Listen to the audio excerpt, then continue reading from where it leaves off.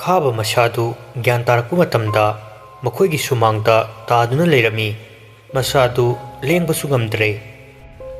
somda nandini mikap thorakpada khaba leramdaba aduda pakhatna hugalai nandini na kadai re sar khazano somdana khaba masadu leng otpa ngamdre yamna wana khangli masadu su mina phubagum chaina kaya phangbugum tawri khaba situna imungda changnabu hotnari khaba gi mangda fi angowa setuna nupi ama magi manak tamna yochai ama chinglaga lakpadu khaba mamit aduna mami shami uri yot adusu nawida thomkhiwa yot aduni nupi adusu adum changshilai khaba maning halli nupi aduna khaba gi shokhiwa makut adubu nesille khaba makol hauna lawrai laujei haibagi watani khonjel thoktaba amagum kananasu taramde masa adu chaina khosing aduna yamna wana khangje naubi yot adu thangatuna khavda haigi tawda nandini na tamo nandini khavana sumangda taduna leiba adu urami nandini chensinduna mapuroiba bukon khatle khava masadu shoktavana yadre makut adusu I thoklai nandini mapuroibagi mato adu tasengna yengba ngamdre khava magi nupida karigumba wa kharadi hainingbani adubu haibagi thawna leitre tuminna asiba amagum taaduna masa adusu wabana loire nandini mapuroibu bukon khattuna imungda yamna wana pusilai makoina changkhraba matungda naubi asawba amaga loinana makoina sangkhiba adu yengduna lehawi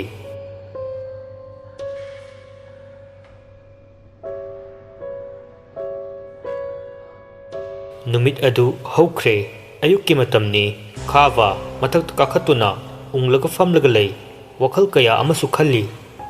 khavana kelen amadi khambana hairiba sing adu chumlaba jatla khava magi forit khawtugi phone adu lokthok kelen da call tawrai kelen call du paikhatuna hello khavana thabuk yamna chinbro chinde kari lebirage khambana ko ani aigi nakta lakpa yagadra kaidopa yaruge kaishu thoidokpa yaude wa amasum khananingba hojik lao hairo yaragadi hojik lao ado khambadi pau haikrabo haidre nangna hairo hoi thamlage khamba phone thamkraba matungda manglaga famlaga lei nandini na tamo cha khaba magi nupina koriba adu taramde nandini na amuksu tamo tabro nandini mapuroibagi ngarangdagi oirakliba mawong asi laitin thengnaba yaurabra haina khalai khabagi masada nomduna kowi tamo khaba khangladuna ha kaidoreba kana lake tamo tapthabiyo kana sulaktiye kai leire kai haningbano tamo chase khaba chadu lawraga thai ado tamo hayo tamo na ngarang dagi tawriba mayam sibu adu kaidorage maipi tanabana pharoidra ai kasu tawde aigi mitna pangudu ubagine ai hojik kasu tawdre tamo ngarangi oiba phibam atuda matau karamna aina kasu tawde hairedana makha tagano ngasi phawba asukuina yumpan minarakpase tamona chetpa tamona tawba thabak amata nongmata khangan bijibasi karigino tamoki kari pendaba nunghaitaba leibibage aina noigi kari walhalage sana lupa senthum kari wahange amata wahandena aina chetpa aina tawbada nangwanda loinama haibagi darkar oide noigi leifam thokpa adum tumina leyo handakti nandini saugulai nupi ekhoina pamlibase sana lupa paisa du natiye mapuroibagi minungsi phangdraba nupi amana yumpan minabagi kari kanarige chumme tamona aigi kari matu athande adubu yumsida aina leiribase ponde yokpa uche kapangkakne nangbu aina phajin punsinduna thamdena nangi apamba chalhalina nangna chatpa aina thingde Masi mangai kaino nanggi awat ba mata aina lehende wa makha tagano tamo yimpan bai bese amana amagi wa ta thok ta sin tawna duna nungain hingmina badune tamo na ingonda tamo go wari sab gi matam numuta pi kide icha ama khakne si phabu gi baramda tamo na sega mai ga tana ba phangan bro nandinia wa makha tagano icha gi su karimta ina wal hande na khaba madu hairam laga yamna sauna chatke masira nupi oibigi mapok ima ipagi manakta leiringe matamdana ibung ipasinggi makhada yumnak sakai honglo matung sidana ipuroibagi adubu ngasina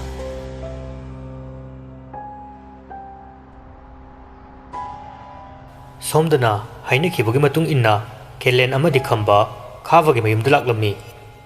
kelena kari aruba leiraboge khavana luba haibasi khara makhai dilure khambana kari matangino hayune khavana makhata rai nakoina ui thengnai hariba dugum aisu khambana karibo nakoina hudoklamba wafam dukinine kelena itaudoso ngarang thokiba thodok khudimak amat chithadana lirami khavana ekoi hauzik kari thobutai usilaklabadi ekoi soidana magi makuta takrani khambana aigi oibu wa haijo hairagadi ekoi maiba natraga maibi ama tana hubana phagadra khali khabana madu yai aisu madu khalam livani kelena tana bagidi yai adubu tawriba thabak asina afava nattaba sida khabana adugidi karisu khangano paisa na ngamdaba amata leitabani kelena makoidi laigi thabak tawribani achumba tawribani haiduna yaraktrabadi khabana hojikki matamdabu achumba tawba kana leibagene paisa haibase asini marudi paisa gi langda thudaba kanamta leitabani moigumba maiba maibi thut laubudi lairadana MLA minister fawba paisa na leiba yaraba matamni noibu panganu ne aiga loinabani haibada changtan kanu farise ado noi khangnabagadi leitabraba kelena angang khaina nahamu yengluba ahan amadi le magi manakta amtung chatlaga yengsira yamsu phayai khabana mabuk mapau kamai togi midubo adum phabati mali adudi chatnaba tawsi hainabagi matung inna ahumdu maiba tomalgi mayumda laklami tomal somda magi hingolda phamduna lei masada karigumba sahum khara phanglami tomalna is kari matauno kanabu lakkadoino onthokna lugadorida tomal machinda kari karino khara sonduna masa pumba nanthajai tomal hawatke tawbuga magi thongalda khavagi gari thawjilai gari adu khamlaga tomalgi yum tamna changlai tomalna ibungo kana hangadaba khabana yum sibu maiba tomalgi yum nattabro tomalna oh mani ibungo kari tana sige khabana karigumba khara ojaga tana jage tawbane oh ibungo kakhalo somda phambiyo makoi uhumdu kakhalaklaga tomalna thariva fida aduda phamthai khabana oja ekhoina tana jage khalise tomal makhut adu thangkatuna ai loina khange khaba ngakna haibiribasibu tomalna makhata rai nakoina lakleva si thawai aman nakoibu ottuna leire madugi nattabara makoi ahumdu yengladuna manaba wahida pakhum pirai oh mane chume tomalna nakoina pamliba si karino khabana oja ekoina pamjabasi thawai asibu manghankhiwa aduga amuk hanna ekoida yelaktanaba pamjai tomalna thodok asigi haurakpham ama soidana leiramgani haiba khanli makoi ahumdu yengnei khabana wari asi tomalna wari adu nakoina lotsinduna thamlabadi aina mateng pangba ngamgani thajade khabana oja wari dudi sengna lijage तौबतबु मसीगी वारी असी कनादसु खंगनबिरकनु ओजाना PU हाइबा पैसा पीगनी तोमालना सत्त सतोरउ सातोरकपगी मतिक थबकसु अदुम फजरकनी खाबना ओजा सत्पगी वफमदी ओजाना कया पांबनो हेक्ता हाइबियु तोमालना ममलदी खरा चौरकनी है कैसु चिंगनबिगनु अपांबदो हेक्ता हायु लाख अनीरा लाख अहुमरा अपांबदा हायु तोमाल अमुकसु नोक्लगा ताबदु नुंगाइरिये लाख अनीदो तौरसी खाबना हौजिमक पिजगे अदुबु तौबतबु थबक असिदा नतना वारी असी मी अमत्तगी नाकोंग हेक यौबदा ओजा वारौबिगनु खाबा मागी नुंगमैदु लौथोक्तुना तोमालगी मांगदा थमलई तोमालना इबुंगो तौहैदे ऐ कनादसु हाइरोय खेलेना फरे अदुदी थबक असिगी मतंगदा अमुक थरोसु तोमालगी मनाक्ता लाई थरोना कनागी गारी ओइरबा जानो कना लाक्पगी जानोने थरो गारी अदुगी मरुमदगी चेप्थदुना कना लाक्पनो हाइना यंगलई थरो खाबा होय ओइरंबा अदुदा खोंदगी तोन फावबा तु चुंखिबा खंगौदे खाबसु ममाय लैथोक्तुना यंगलक्पा मतमदा थरोबु उरम्मी थरो फट चंगसिंदुना गारीगी मरुमदा लैसिनखि खाबा फमलंबदगी हौगलई तोमालना इबुंगो कैदौरे खाबना असिदा मी अमा लाखिबगुम तौई मदु यंगलुगे तौबनी थरो ngangnaribu wadu tai करिगुंबा आइना लोटलगा लैरबदी ऐ खुदोंथिबा सोयदा नंगनी अदुगी मथक्ता पुमनमक अरेंबु ओइगनी ऐ कैदौगनी लौसिंग लैबी थरो ngaiha wakhan khalaba matungda masana khangna changlage haina leple थरो मखोंग अदु तपना थांगलगा लाक्पा हवी तोमालना है इबेमा नंग लाअबरा थरोना बाबुंग लाक्चरे थरो खंगदब सादुना हैमा दाखाबा उदब कुइरेदा इम्फालदा हुंगतखिबदगी मसागसे याम नालमेको खाबना इचलसु उदब कुइरे इसादी हानदगी अदुम नानबनिदा थरो केसिनदुना खाबगी मरेंगबांदा खुपाकना हाइफे थारगा हैमा होइने हे दाखाबसे हानदगी फजबनिने अस दाखाबसे हानदगी हौजिंगने हेनबगुम तवैदा थागतलिगै हराउबा फतवता नतना अपंगबा अमसु ओइरिबा खाबा नुपीदा चोपगी मतिक थरोना खरा केसिलपदुदा पंगथखि तोमालना हैमा नोय हाना खंगनब्रो थरोना बाबुंग एखोय लेकाइगी मपुंग मपाउ फखरबा इबुंगनी हानदगी खंगनये मोयना इम्फालदा हुंगतखिबदगी पाउ अदुम फाउनखिद्रे अखोयसु फटखिद्रबा इमानबी अमा तिनरुबदगी सिगी फिबमसिदा लैरेदना सागै नातै इमा इपा लोइन तुमेदना मधु मागी पोलोइफम अदुदगी चिंखटलगा हंजिन हंजिन हालबसु पेलरोइदबनी अपंगबा अहुमदु हाइफेट यंगनै खाबा थरोगी लांगदा थुबा हुरई खाबना हाइरिसिबु थरोना हेरा दाखाबा नंसु खंगमनी खाबना अदो ग्यान तादबु खरा लैरेने थरोना अमुक मखा तारई हानदिने मासे अदुक्की मतिक नुसिरबी अदुबु हुजिक्ति मासे अैगी यeknaba ama oirabani matabu ima ipasingi laman khongge khalingai kananano khangde hatokpikredana mi hatpadu khangladi amukta chakauge tawbani khabana hais ichal tharogi si kananone tharona as dakhaba nangi thamoi maje tana thugairambi mi phattabi mama mapa tumna chabido adubuni naubido khaba adu goire hera अदुदी लोइसिनख्रेदना थरोना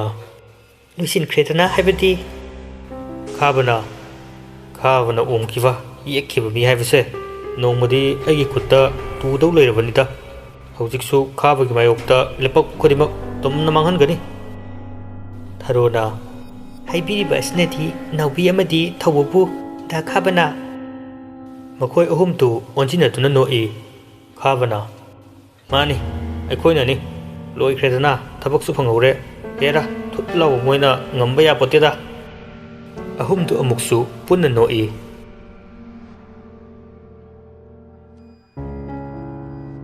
ꯊꯔꯣ ꯈꯥꯕꯒꯤ ꯀꯔꯦꯝꯅꯕ ꯋꯥꯍꯩ ꯑꯗꯨꯗ ꯃꯈꯨꯠ ꯑꯅꯤꯃꯛ ꯈꯨꯠꯇꯨꯝ ꯇꯥꯁꯤꯜꯂꯛꯏ꯫ ꯑꯁꯥꯎꯕꯅ ꯋꯥꯈꯟꯗ ꯐꯥꯎꯕ ꯈꯥꯕꯕꯨ ꯃꯈꯨꯠꯃꯛꯅ ꯍꯥꯜꯂꯁꯤꯔꯥ ꯍꯥꯏꯕ ꯈꯜꯂꯛꯂꯝꯃꯤ꯫ ꯃꯤꯠꯂꯨ ꯑꯅꯤꯃꯛ ꯄꯤꯔꯥꯡ ꯏꯍꯧꯔꯛꯏ꯫ ꯈꯥꯕ ꯊꯔꯣꯗ ꯍꯥꯏꯐꯦꯠ ꯌꯦꯡꯉꯛꯏ꯫ ꯊꯔꯣꯅ "ꯑꯁ ꯑꯌꯣ ꯇꯨꯞꯄꯦ"꯫ ꯇꯣꯃꯥꯜꯅ "ꯍꯩ ꯀꯩꯗꯧꯔꯒꯦꯅꯦ ꯏꯕꯦꯝꯃ"꯫ ꯈꯥꯕꯅ "ꯊꯔꯣ ꯀꯩꯗꯧꯔꯒꯦ"꯫ ꯈꯥꯕ ꯊꯔꯣꯒꯤ ꯃꯁꯥꯗ ꯇꯞꯅ ꯅꯥꯜꯂꯛꯏ꯫ ꯊꯔꯣ ꯍꯩꯅꯖꯗꯨꯅ ꯆꯠꯊꯣꯛꯂꯒ "ꯄꯥꯕꯨꯡ ꯃꯤꯠꯇ ꯇꯤꯟ ꯑꯃ ꯆꯪꯈ꯭ꯔꯦ, ꯃꯥꯏ ꯑꯝꯇ ꯇꯥꯔꯨꯈꯤꯒꯦ"꯫ "ꯍꯣꯏ ꯍꯣꯏ ꯆꯠꯂꯣ ꯆꯠꯂꯣ ꯇꯥꯊꯣꯛꯂꯨꯔꯣ"꯫ ꯊꯔꯣ ꯃꯅꯤꯡꯂꯣꯝꯗ ꯆꯪꯈꯤ꯫ ꯈꯥꯕꯅ "ꯑꯣꯖꯥ ꯃꯍꯥꯛꯁꯤꯕꯨ ꯃꯇꯧ ꯀꯔꯝꯅ"꯫ ꯇꯣꯃꯥꯜꯅ "ꯏꯁꯦ ꯃꯥꯁꯦ ꯑꯩꯒꯤ ꯃꯔꯨꯞꯀꯤ ꯃꯆꯥꯅꯤ꯫ ꯃꯍꯩ ꯑꯣꯏꯍꯧꯅꯕ ꯍꯥꯏꯗꯨꯅ ꯑꯩꯒꯤ ꯍꯩꯖꯕ ꯈꯔ ꯇꯥꯛꯄꯤꯕꯅꯤ꯫ ꯑꯗꯨꯝ ꯅꯨꯡꯇꯤꯒꯤ ꯂꯥꯛꯄꯅꯤ, ꯑꯩꯒꯤ ꯊꯕꯛ ꯊꯧꯔꯝ ꯈꯨꯗꯤꯡ ꯃꯥꯒ ꯆꯠꯃꯤꯟꯅꯔꯤꯕꯅꯤ꯫ ꯑꯁ ꯃꯥꯁꯨ ꯍꯩꯔꯕꯅꯤ"꯫ ꯁꯣꯝꯗ ꯊꯔꯣ ꯃꯅꯤꯡꯂꯣꯝꯗ ꯆꯪꯂꯛꯇꯨꯅ ꯄꯦꯟꯅ ꯀꯞꯆꯔꯤ꯫ "ꯑꯩꯁꯤꯕꯨ ꯑꯣꯏꯖꯕ ꯊꯤꯕ ꯇꯥꯔꯗ꯭ꯔꯥ? ꯅꯥꯎꯕꯤ ꯅꯪ ꯑꯩꯕꯨꯗꯤ ꯋꯥꯔꯧꯒꯅꯨꯀꯣ, ꯑꯩ ꯍꯤꯡꯗꯕ ꯌꯥꯗꯤꯌꯦ꯫ ꯏꯆꯥ ꯂꯥꯡꯂꯦꯟꯒꯤ ꯈꯜꯂꯒ ꯑꯩ ꯍꯤꯡꯗꯕ ꯌꯥꯗꯤꯌꯦ꯫ ꯐꯠꯇ꯭ꯔꯕ ꯃꯈꯣꯏꯒ ꯏꯆꯥ ꯂꯥꯡꯂꯦꯟ ꯆꯥꯎꯗ꯭ꯔꯤꯕ ꯐꯥꯎꯕꯗꯤ ꯑꯩ ꯂꯣꯏꯅꯗꯕ ꯌꯥꯗꯤꯌꯦ꯫ ꯅꯊꯧꯕ ꯅꯪꯕꯨ ꯀꯩꯗ ꯂꯩꯕꯒꯦ? ꯅꯆꯜ ꯀꯔꯤ ꯇꯧꯒꯅꯤ ꯍꯥꯏꯕ ꯈꯪꯂꯛꯇ꯭ꯔꯦ"꯫ ꯊꯔꯣ ꯃꯄꯤ ꯑꯗꯨ ꯇꯩꯊꯣꯛꯏ꯫ "ꯑꯩ ꯁꯣꯟꯊꯕꯒꯤ ꯃꯇꯝ ꯅꯠꯇꯦ, ꯑꯩ ꯊꯧꯅꯥ ꯂꯩꯇꯕ ꯌꯥꯗꯤꯌꯦ"꯫ ꯃꯃꯥꯏ ꯃꯃꯤꯠꯇꯨ ꯇꯥꯊꯣꯛꯇꯨꯅ ꯑꯃꯨꯛ ꯊꯣꯔꯛꯏ꯫ ꯇꯣꯃꯥꯜꯅ "ꯀꯩꯁꯨ ꯇꯧꯗ꯭ꯔꯕ꯭ꯔꯥ ꯏꯕꯦꯝꯃ"꯫ ꯊꯔꯣꯅ "ꯇꯧꯗ꯭ꯔꯦ, ꯑꯗꯣ ꯗꯥ ꯈꯥꯕ ꯍꯣꯏꯅ ꯂꯥꯛꯂꯤꯁꯤꯕꯨ"꯫ ꯈꯥꯕꯅ "ꯑꯇꯩ ꯀꯔꯤꯒꯤꯁꯨ ꯅꯠꯇꯦꯗ, ꯁꯨꯝ ꯗꯥ ꯈꯥꯕꯒꯤꯁꯦ ꯁꯨꯝ ꯆꯤꯡꯅꯕ ꯃꯥꯜꯂꯤꯗ"꯫ "ꯑꯦ ꯅꯠꯇꯦꯗ ꯅꯠꯇꯦꯗ, ꯁꯨꯝꯗꯧꯕꯅꯤ"꯫ ꯋꯥꯔꯤ ꯄꯨꯝꯕ ꯑꯃꯠꯇ ꯆꯤꯊꯗꯅ ꯈꯥꯕꯅ ꯊꯔꯣꯗ ꯂꯤꯔꯝꯃꯤ꯫ ꯊꯔꯣ ꯋꯥꯔꯤ ꯇꯥꯔꯕ ꯃꯇꯨꯡꯗ ꯃꯔꯧ ꯂꯩꯕ ꯃꯤꯅꯣꯛ ꯑꯃꯒ ꯂꯣꯏꯅꯅ ꯅꯣꯛꯂꯒ ꯍꯥꯏꯔꯛꯏ꯫ "ꯑꯁ ꯁꯤꯔ ꯐꯥꯎꯕ ꯃꯔꯨꯅ ꯌꯨꯕ ꯍꯥꯏꯕꯗꯣ ꯍꯦꯛ ꯇꯧꯏꯗ"꯫ ꯈꯦꯂꯦꯟꯅ "ꯆꯨꯝꯃꯤ ꯑꯗꯨꯃꯛꯅꯤ, ꯑꯗꯣ ꯊꯕꯛ ꯑꯁꯦ ꯀꯝꯗꯧꯁꯦ ꯍꯥꯏꯕꯅꯣ? ꯑꯩꯈꯣꯏꯗꯤ ꯆꯣꯟꯊꯕ ꯄꯥꯝꯗ꯭ꯔꯦ, ꯌꯥꯔꯒꯗꯤ ꯉꯁꯤꯃꯛ ꯍꯦꯛꯇ"꯫ ꯇꯣꯃꯥꯜꯅ "ꯉꯥꯏꯈꯣ ꯑꯩ ꯑꯃꯨꯛꯇ ꯌꯦꯡꯈꯤꯒꯦ, ꯑꯗꯨꯒ ꯃꯈꯥ ꯇꯥꯕ ꯇꯧꯔꯁꯤ"꯫ ꯈꯦꯂꯦꯟꯅ "ꯐꯒꯅꯤ"꯫ ꯇꯣꯃꯥꯜ ꯃꯃꯤꯠ ꯎꯏꯁꯤꯟꯗꯨꯅ ꯌꯦꯡꯂꯛꯏ꯫ ꯃꯆꯤꯟꯗ ꯀꯔꯤ ꯀꯔꯤꯅꯣ ꯈꯔꯁꯨ ꯁꯣꯟꯂꯤ꯫ ꯇꯣꯃꯥꯜꯅ "ꯊꯕꯛ ꯑꯁꯤ ꯑꯔꯥꯏꯕ ꯑꯣꯏꯔꯣꯏꯗꯧꯔꯤ꯫ ꯊꯋꯥꯏ ꯑꯁꯤ ꯑꯗꯨꯛꯀꯤ ꯃꯇꯤꯛ ꯃꯄꯥꯡꯒꯜ ꯀꯟꯕ ꯊꯋꯥꯏ ꯍꯥꯏꯕꯗꯨ ꯑꯣꯏꯔꯦ꯫ ꯂꯥꯏꯁꯤꯡꯒꯤ ꯑꯌꯥꯕ ꯄꯨꯝꯕ ꯌꯥꯎꯔꯕ ꯃꯇꯨꯡ, ꯃꯍꯥꯛꯀꯤ ꯊꯕꯛ ꯊꯧꯔꯝ ꯁꯤꯟꯊꯥ ꯂꯣꯏꯔꯕ ꯃꯇꯨꯡꯗ ꯅꯠꯇꯅ ꯃꯍꯥꯛꯄꯨ ꯃꯥꯡꯍꯟꯕꯗꯤ ꯉꯝꯂꯣꯏꯗꯧꯔꯤ"꯫ ꯈꯥꯕꯅ "ꯑꯗꯨꯗꯤ ꯀꯔꯝ ꯇꯧꯒꯅꯤ? ꯎꯄꯥꯏ ꯑꯃꯠꯇ ꯂꯩꯔꯔꯣꯏꯗꯕ꯭ꯔꯥ"꯫ ꯈꯦꯂꯦꯟꯅ "ꯌꯥꯔꯒꯗꯤ ꯎꯄꯥꯏ ꯑꯃꯠꯇ ꯌꯦꯡꯕꯤꯌꯨꯕ"꯫ ꯇꯣꯃꯥꯜ ꯑꯃꯨꯛꯀꯁꯨ ꯃꯃꯤꯠ ꯑꯗꯨ ꯎꯏꯁꯤꯟꯈꯤ꯫ ꯃꯈꯣꯏ ꯑꯍꯨꯝ ꯑꯗꯨ ꯇꯣꯃꯥꯜꯒꯤ ꯃꯇꯧ ꯑꯗꯨ ꯌꯦꯡꯅꯗꯨꯅ ꯂꯩ꯫ ꯀꯔꯤꯃꯠꯇ ꯋꯥ ꯑꯃ ꯐꯥꯎꯕ ꯍꯥꯏꯅꯗꯦ꯫ ꯉꯥꯏꯍꯥꯛꯀꯤ ꯃꯇꯨꯡꯗ ꯇꯣꯃꯥꯜ ꯃꯃꯤꯠ ꯄꯥꯡꯊꯣꯔꯛꯏ꯫ "ꯎꯄꯥꯏ ꯑꯃꯈꯛꯇꯤ ꯂꯩꯒꯅꯤ"꯫ ꯈꯥꯕꯅ "ꯀꯔꯝꯕ ꯎꯄꯥꯏꯅꯣ ꯍꯥꯏꯕꯤꯌꯨ, ꯑꯗꯨꯅ ꯑꯩꯈꯣꯏꯅ ꯐꯒꯗꯕ ꯑꯣꯏꯔꯕꯗꯤ ꯑꯩꯈꯣꯏ ꯁꯣꯏꯗꯅ ꯇꯧꯖꯒꯅꯤ"꯫ ꯇꯣꯃꯥꯜꯅ "ꯊꯋꯥꯏ ꯑꯁꯤꯕꯨ ꯐꯥꯖꯤꯟꯗꯨꯅ ꯆꯍꯤ ꯈꯔ ꯊꯝꯕꯗꯤ ꯌꯥꯒꯅꯤ"꯫ ꯈꯥꯕꯅ "ꯆꯍꯤ ꯀꯌꯥꯃꯨꯛ ꯑꯣꯏꯒꯗꯕꯒꯦ"꯫ ꯇꯣꯃꯥꯜꯅ ꯃꯈꯥ ꯇꯥꯔꯛꯏ꯫ "ꯃꯇꯝ ꯍꯥꯏꯕꯗꯨ ꯂꯩꯇꯦ꯫ ꯃꯍꯥꯛꯀꯤ ꯃꯆꯥꯅ ꯃꯥꯒꯤ ꯊꯋꯥꯏ ꯑꯁꯤꯕꯨ ꯊꯦꯡꯈ꯭ꯔꯕꯗꯤ ꯊꯋꯥꯏ ꯑꯁꯤ ꯁꯣꯏꯗꯅ ꯍꯥꯟꯅꯒꯨꯝ ꯇꯧꯔꯛꯀꯅꯤ꯫ ꯍꯧꯖꯤꯛꯇꯒꯤ ꯍꯦꯟꯅ ꯇꯝꯊꯤꯕ ꯊꯋꯥꯏ ꯑꯃ ꯑꯣꯏꯔꯛꯀꯅꯤ꯫ ꯄꯨꯝꯅꯃꯛ ꯂꯣꯏꯅ ꯃꯥꯡꯕ ꯍꯥꯏꯕꯗꯣ ꯑꯣꯏꯒꯅꯤ꯫ ꯅꯈꯣꯏ ꯈꯛꯇ ꯅꯠꯇꯅ ꯅꯪꯒꯤ ꯅꯨꯄꯤ ꯑꯉꯥꯡ ꯐꯥꯎꯕ ꯇꯨꯝꯒꯅꯤ"꯫ ꯈꯥꯕꯅ "ꯃꯈꯣꯏ ꯑꯅꯤꯒꯤ ꯃꯆꯥ ꯑꯇꯣꯞꯄ ꯂꯩꯕ꯭ꯔꯥꯅꯦ? ꯑꯩꯅ ꯈꯪꯕꯗꯗꯤ ꯑꯃꯈꯛꯇꯅꯤ꯫ ꯀꯔꯤꯒꯨꯝꯕ ꯂꯩꯔꯝꯕ ꯊꯣꯛꯂꯕꯗꯤ ꯇꯨꯝꯅ ꯍꯥꯠꯀꯅꯤ ꯑꯩ"꯫ ꯊꯔꯣ ꯄꯥꯈꯠꯅ "ꯑꯩꯅꯦ ꯃꯣꯏꯒꯤꯗ ꯇꯣꯏꯅ ꯆꯠꯂꯤꯕꯁꯦ꯫ ꯃꯣꯏꯒꯤ ꯃꯆꯥꯗꯤ ꯑꯃꯈꯛꯇꯅꯤ, ꯑꯅꯤ ꯁꯨꯗꯤꯌꯦ"꯫ ꯈꯥꯕꯅ "ꯑꯗꯨꯗꯤ ꯑꯣꯖꯥ ꯊꯕꯛ ꯑꯁꯤ ꯄꯥꯡꯊꯣꯛꯅꯕ ꯇꯧꯁꯤ"꯫ ꯇꯣꯃꯥꯜꯅ "ꯐꯔꯦ, ꯅꯈꯣꯏꯅ ꯂꯩꯇꯦ ꯍꯥꯏꯔꯕꯅꯤꯅ ꯇꯧꯔꯁꯤ"꯫ ꯈꯦꯂꯦꯟꯅ "ꯑꯗꯣ ꯑꯣꯖꯥ ꯄꯣꯠꯆꯪ ꯆꯩꯖꯪꯗꯤ ꯀꯔꯤ ꯀꯔꯤ ꯆꯪꯒꯅꯤ"꯫ ꯑꯩ ꯏꯔꯛꯂꯒꯦ, ꯃꯁꯤ ꯂꯩꯔꯛꯂꯣ"꯫ ꯈꯥꯕꯅ "ꯑꯣꯖꯥ ꯀꯔꯝꯕ ꯃꯇꯝꯗ ꯇꯧꯗꯣꯏꯅꯣ"꯫ "ꯑꯍꯤꯡꯗ ꯇꯧꯒꯗꯕꯅꯤ"꯫ ꯈꯦꯂꯦꯟꯅ "ꯐꯔꯦ ꯑꯣꯖꯥ, ꯑꯗꯨꯗꯤ ꯑꯩꯈꯣꯏ ꯑꯃꯨꯛ ꯆꯠꯅꯕ ꯇꯧꯔꯒꯦ"꯫ ꯈꯥꯕꯅ "ꯆꯠꯅꯕ ꯇꯧꯁꯤ, ꯑꯗꯨꯒ ꯅꯨꯡꯗꯥꯡ ꯂꯥꯛꯅꯕ ꯇꯧꯁꯤ"꯫ ꯇꯣꯃꯥꯜꯅ ꯍꯥꯏꯔꯛꯏ꯫ "ꯉꯥꯏꯈꯣ ꯅꯨꯄꯥ ꯃꯆꯥꯁꯤꯡ"꯫ ꯇꯣꯃꯥꯜ ꯍꯧꯒꯠꯇꯨꯅ ꯏꯃꯨꯡꯗ ꯆꯪꯈꯤ꯫ ꯈꯥꯕꯅ ꯊꯥꯔꯣ ꯅꯪꯁꯨ ꯑꯩꯈꯣꯏꯒ ꯆꯠꯈ꯭ꯔꯁꯤꯔꯣ ꯊꯥꯔꯣꯅ ꯌꯥꯔꯅꯤꯗ ꯑꯩ ꯁꯤꯗ ꯀꯩꯅꯣ ꯈꯔ ꯇꯝꯒꯗꯕ ꯂꯩꯔꯤꯌꯦ ꯈꯥꯕꯅ ꯑꯗꯣ ꯅꯣꯡꯃ ꯑꯩꯈꯣꯏꯒꯁꯨ ꯄꯨꯟꯁꯤꯗꯅ ꯍꯣꯏ ꯇꯟꯖꯥ ꯌꯦꯡꯁꯤ ꯇꯣꯃꯥꯜ ꯏꯃꯨꯡꯗꯒꯤ ꯊꯣꯔꯛꯏ ꯑꯗꯨꯒ ꯃꯈꯣꯏ ꯑꯍꯨꯝꯗ ꯂꯪ ꯃꯇꯠ ꯑꯃꯃꯝ ꯄꯤꯔꯛꯏ ꯁꯦ ꯃꯁꯤ ꯅꯈꯣꯏꯒꯤ ꯈꯨꯗꯥꯡꯗ ꯁꯤꯖꯤꯜꯂꯨ ꯍꯣꯔꯦꯟ ꯅꯣꯏꯅ ꯑꯩꯒꯤ ꯅꯥꯛꯇ ꯂꯥꯛꯄ ꯃꯇꯝꯗ ꯁꯣꯏꯗꯅ ꯀꯔꯤꯒꯨꯝꯕ ꯈꯔꯗꯤ ꯇꯧꯔꯒꯅꯤ ꯈꯝꯕꯅ ꯃꯁꯤ ꯁꯤꯔꯕꯗꯤ ꯀꯩꯁꯨ ꯇꯧꯔꯔꯣꯏꯗꯕ꯭ꯔꯥ ꯇꯧꯔꯔꯣꯏ ꯈꯥꯕꯅ ꯐꯔꯦ ꯑꯗꯨꯗꯤ ꯑꯩꯈꯣꯏ ꯆꯠꯅꯕ ꯇꯧꯁꯤ ꯊꯦꯡꯈꯤꯒꯅꯤ ꯃꯈꯣꯏ ꯑꯍꯨꯝꯗꯨ ꯇꯣꯃꯥꯜꯅ ꯄꯤꯔꯛꯄ ꯂꯪꯗꯨ ꯃꯈꯨꯠꯇ ꯁꯤꯖꯤꯜꯂꯤ ꯑꯗꯨꯒ ꯈꯦꯂꯦꯟꯅ ꯑꯗꯨꯗꯤ ꯑꯣꯖꯥ ꯑꯩꯈꯣꯏ ꯑꯃꯨꯛ ꯊꯣꯛꯂꯨꯈꯤꯒꯦ ꯍꯣꯏ ꯆꯠꯂꯣ ꯃꯈꯣꯏ ꯑꯍꯨꯝ ꯆꯠꯈ꯭ꯔꯕ ꯃꯇꯨꯡꯗ ꯊꯥꯔꯣꯅ ꯄꯥꯕꯨꯡ ꯇꯧꯒꯗꯕ ꯊꯕꯛ ꯑꯁꯤꯕꯨ ꯃꯇꯧ ꯀꯔꯝꯅꯅꯣ ꯇꯣꯃꯥꯜꯅ ꯊꯋꯥꯏ ꯑꯁꯤꯕꯨ ꯄꯨꯟꯁꯤꯟꯗꯨꯅ ꯆꯐꯨ ꯃꯅꯨꯡꯁꯤꯗ ꯍꯥꯞꯆꯤꯟꯗꯨꯅ ꯑꯃꯨꯛ ꯍꯟꯅ ꯊꯤꯔꯛꯄ ꯉꯝꯗꯅꯕ ꯍꯥꯏꯗꯨꯅ ꯃꯐꯝ ꯑꯃꯗ ꯐꯨꯝꯒꯗꯧꯔꯤꯕꯅꯤ ꯊꯥꯔꯣꯅ ꯄꯥꯕꯨꯡ ꯀꯔꯤꯒꯨꯝꯕ ꯐꯨꯝꯖꯤꯟꯈꯤꯕ ꯇꯥꯔꯕꯗꯤ ꯑꯃꯨꯛ ꯍꯟꯅ ꯃꯍꯥꯛ ꯊꯣꯔꯛꯄ ꯉꯝꯃꯔꯣꯏꯗꯕ꯭ꯔꯥ ꯉꯝꯂꯔꯣꯏ ꯀꯩꯗꯧꯔꯒꯦꯅꯦ ꯅꯪꯕꯨ ꯅꯁꯥꯗꯨ ꯉꯁꯤꯗꯤ ꯀꯩꯅꯣꯝꯃ ꯏꯇꯧ ꯇꯧꯏꯗ ꯄꯥꯕꯨꯡ ꯀꯩꯁꯨ ꯇꯧꯗꯦꯗ ꯁꯨꯝ ꯑꯩꯅ ꯈꯪꯖꯤꯟꯅꯕ ꯍꯥꯏꯗꯨꯅ ꯇꯧꯕꯅꯤ ꯑꯗꯣ ꯄꯥꯕꯨꯡ ꯍꯥꯏꯌꯨꯅꯦ ꯉꯁꯤꯒꯤꯗꯤ ꯑꯩ ꯆꯠꯂꯒꯦ ꯍꯣꯔꯦꯟ ꯂꯥꯏ ꯈꯨꯔꯨꯝꯕ ꯑꯗꯨ ꯑꯩ ꯌꯥꯎꯒꯗꯧꯔꯤꯕ꯭ꯔꯥ ꯈꯪꯖꯤꯟꯍꯧꯅꯕ ꯌꯥꯎꯁꯤ ꯍꯣꯏ ꯄꯥꯕꯨꯡ ꯑꯗꯨꯗꯤ ꯑꯩꯁꯨ ꯆꯠꯂꯒꯦ ꯍꯣꯔꯦꯟ ꯁꯣꯏꯗꯅ ꯂꯥꯛꯂꯒꯦ ꯍꯣꯏ ꯊꯥꯔꯣ ꯇꯣꯃꯥꯜꯒꯤꯗꯒꯤ ꯊꯣꯔꯛꯂꯕ ꯃꯇꯨꯡꯗ ꯃꯦꯝꯆꯥꯒꯤ ꯌꯨꯝ ꯇꯝꯅ ꯂꯥꯛꯏ ꯏꯆꯦ ꯃꯦꯝꯆꯥꯅ ꯊꯥꯔꯣ ꯀꯔꯤ ꯂꯩꯔꯦ ꯀꯅꯥ ꯎꯍꯧꯏ ꯏꯆꯦ ꯀꯅꯥꯁꯨ ꯎꯍꯧꯗꯦ ꯂꯥꯛꯑꯣ ꯆꯪꯉꯛꯑꯣ ꯏꯆꯦ ꯅꯈꯣꯏ ꯃꯐꯝꯁꯤ ꯊꯥꯗꯣꯛꯇꯨꯅ ꯆꯠꯄꯤꯈ꯭ꯔꯣ ꯀꯔꯤ ꯇꯧꯔꯕꯒꯦꯅꯦ ꯊꯥꯔꯣ ꯏꯆꯦ ꯑꯩꯒꯤ ꯏꯆꯥ ꯂꯥꯡꯂꯦꯟꯒꯤ ꯊꯋꯥꯏꯗꯗꯤ ꯀꯟꯕꯤꯌꯨ ꯏꯆꯦ ꯃꯍꯥꯛ ꯃꯥꯡꯈ꯭ꯔꯕꯗꯤ ꯃꯃꯥ ꯑꯩꯒꯤ ꯅꯨꯡꯁꯤꯔꯕꯤ ꯏꯇꯥꯗꯨꯒꯤ ꯅꯨꯃꯤꯠꯇꯨꯒꯤ ꯂꯃꯟ ꯁꯤꯡꯕ ꯉꯝꯂꯔꯣꯏ ꯃꯦꯝꯆꯥꯅ ꯑꯩꯕꯨ ꯑꯃꯨꯛꯇ ꯒ꯭ꯌꯥꯟ ꯇꯥꯍꯜꯂꯨ ꯊꯥꯔꯣ ꯂꯥꯡꯂꯦꯟꯁꯦ ꯑꯩꯒꯤ ꯏꯆꯥꯅꯦ ꯃꯃꯥ ꯑꯩꯒꯤ ꯏꯊꯥꯗꯒꯤ ꯀꯅꯥꯅꯁꯨ ꯃꯨꯟꯕ ꯉꯝꯃꯣꯏ ꯊꯥꯔꯣ ꯁꯥꯟꯅꯈꯤꯕ ꯋꯥꯔꯤ ꯄꯨꯝꯕ ꯂꯣꯏꯅꯃꯛ ꯃꯦꯝꯆꯥꯗ ꯂꯤꯔꯝꯃꯤ ꯃꯦꯝꯆꯥꯅ ꯀꯔꯤ ꯌꯥꯔꯣꯏ ꯃꯗꯨ ꯑꯣꯏꯊꯣꯛꯇꯕꯅꯤ ꯃꯃꯥ ꯑꯩꯅ ꯏꯆꯥꯕꯨ ꯄꯨꯗꯨꯅ ꯆꯠꯀꯅꯤ ꯃꯈꯣꯏꯒꯤ ꯈꯨꯠꯇꯗꯤ ꯇꯥꯍꯜꯂꯣꯏ ꯊꯥꯔꯣꯅ ꯏꯆꯦ ꯌꯥꯔꯒꯗꯤ ꯍꯌꯦꯡꯃꯛ ꯆꯠꯄꯤꯌꯨ ꯏꯆꯦ ꯃꯈꯣꯏꯒꯤ ꯅꯥꯀꯣꯡ ꯌꯧꯈ꯭ꯔꯕꯗꯤ ꯄꯨꯝꯅꯃꯛ ꯃꯥꯡꯂꯦ ꯃꯦꯝꯆꯥꯅ